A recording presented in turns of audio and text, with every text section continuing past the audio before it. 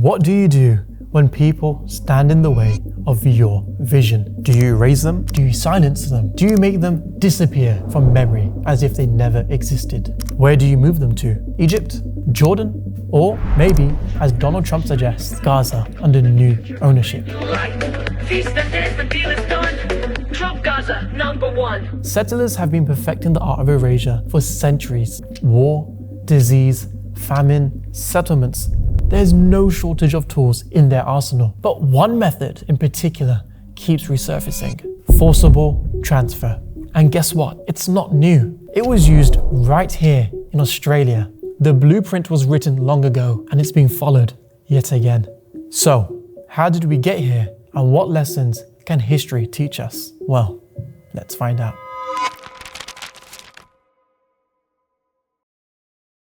By the time the British set foot on Australian shores in 1788, Aboriginal peoples had already established deeply interconnected societies with complex systems of governance, spirituality, and land management. For thousands of years, they had lived in harmony with their environment. Their understanding of the land was unparalleled. They had sustained the environment for tens of thousands of years. But all of this was about to be in danger.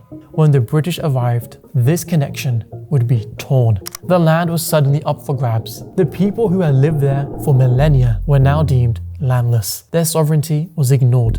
They were in the way. This erasure was justified under a single term: terra nullius, a doctrine that enabled British colonization by declaring Australia an empty land. And if they didn't exist, then their land could be taken, justified, legalized, renamed, and stolen. And the blueprint, it's being followed once again. Israel says the same thing about Gaza, and the message is clear: you were never meant to be here. So when Donald Trump and Jared Kushner talk about redeveloping Gaza, turning it into a business opportunity, they are continuing an old settler tradition: wipe out the indigenous presence, then sell the land as if it was always yours. Let's rewind a little. Remember the British? They had their own scheme, the White Australia Policy, a brutal framework of exclusion and racial regulations, meticulously designed to maintain a dominantly European colony while systematically marginalizing Indigenous communities. Despite their deep-rooted connection to the land, Indigenous peoples were forced to exist as outsiders in their own community.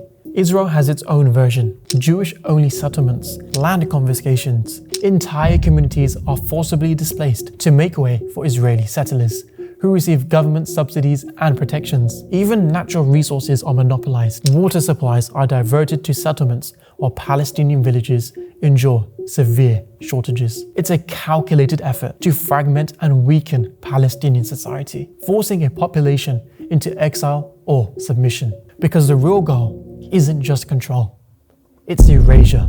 The goal was never to just erase the present, but to completely sever the future.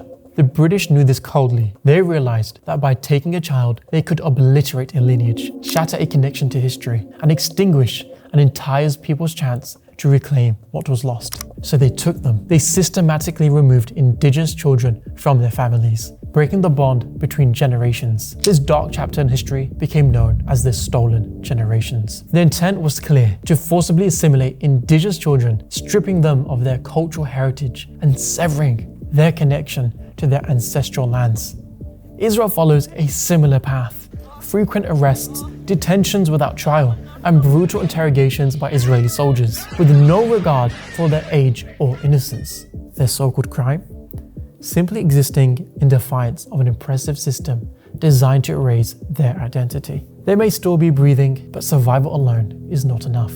Something else is being killed: inherited knowledge, stories passed down through generations, the poems sung over their land. Their severed ties to their homeland leaves wounds that deepen with each generation. Yet despite everything, Indigenous people remain in Australia, in Gaza. Because to be Indigenous means more than just having a history on the land. It means belonging to it.